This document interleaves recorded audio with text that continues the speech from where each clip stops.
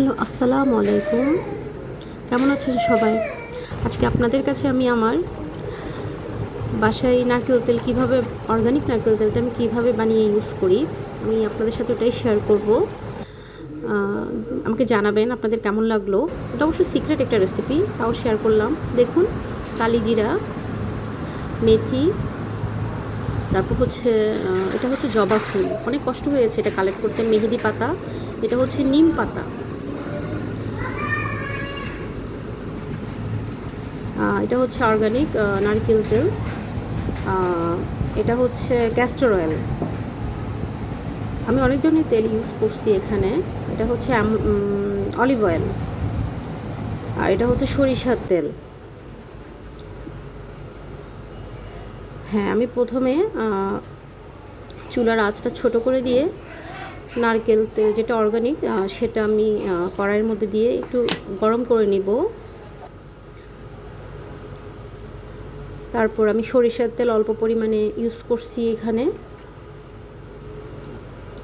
এটা হচ্ছে olive oil, দেন আমি অলিভ অয়েলটা ইউজ করছি।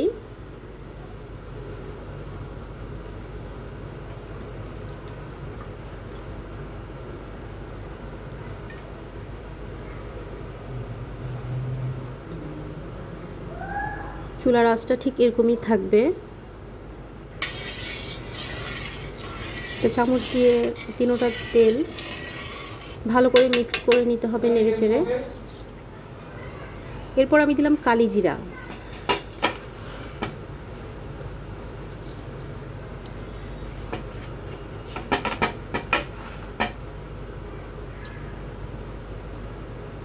ফুল কালিজিরা দেওয়ার পর এখানে আমি মেথি ইউজ করেছি। এরপর মেথিটা দিলাম, কিছুক্ষণ নেড়ে চেড়ে নিব।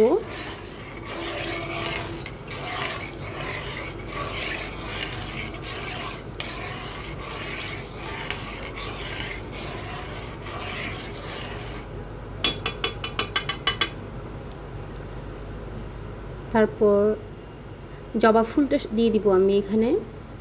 এরপর মেহেদি পাতা, নিম পাতা, তিনটা জিনিসই একসাথে দিয়ে এবার ভালো করে আমি নেড়ে চেড়ে নিব।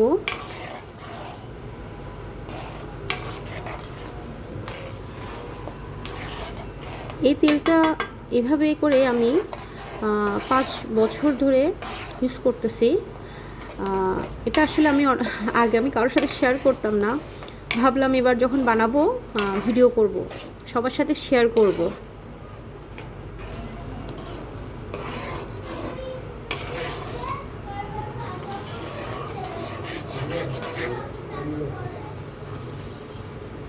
এখন কিন্তু আমি চুলার আঁচটা একটু বাড়িয়ে দিয়েছি, যদিও এটা ভিডিওতে আসেনি।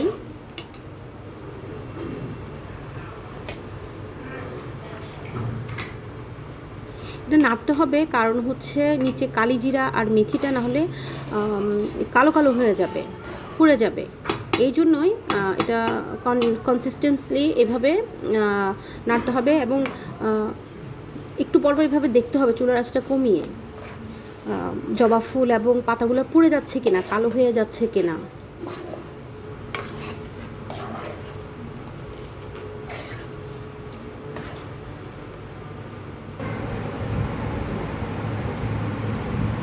দেখুন, যখন চুলা আমি একেবারে বন্ধ করে দিলাম তখন ঠিক দেখতে এটা এরকমই হয়েছে, কালারটা এমনই আসবে। এখানে আমি অবশ্য আরও একটা জিনিস ইউজ করেছি, এটা যদিও আমি ভিডিওতে আসেনি। এটা হচ্ছে দারচিনি। আমি কয়েকটা দারচিনিকে টুকরো করে পুতা দিয়ে ছোট ছোট একটু করে আমি এখানে দিয়ে দিয়েছিলাম।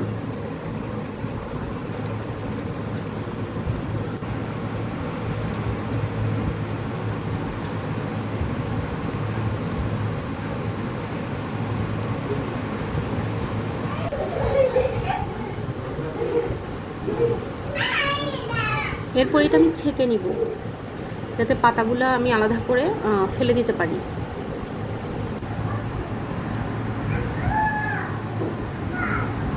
ছাকার পর ঠিক এরকমই আসবে। এটা আমি একটা প্লাস্টিকের বক্সে নিয়েছিলাম।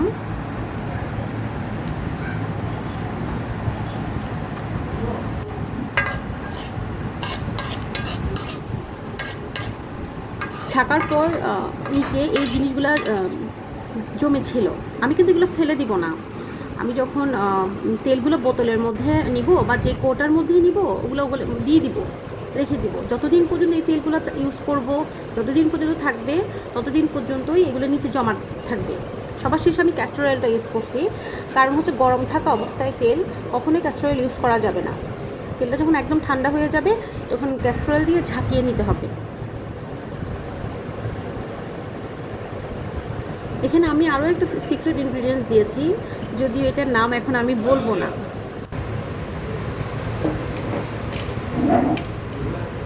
এবার ভালো করে ঝাঁকিয়ে নিতে হবে। দেখছেন, আমি ওই নিচে জমে থাকা জিনিসগুলো আলাদা করে বোতলের মধ্যে দিয়ে দিচ্ছি।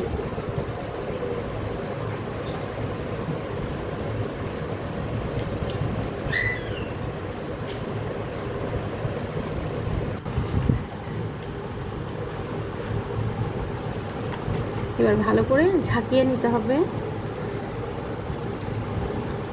ব্যাস হয়ে গেল আমার হোমমেড অর্গানিক নারকেল তেল। সবাই ভালো থাকবেন। আসসালামু আলাইকুম।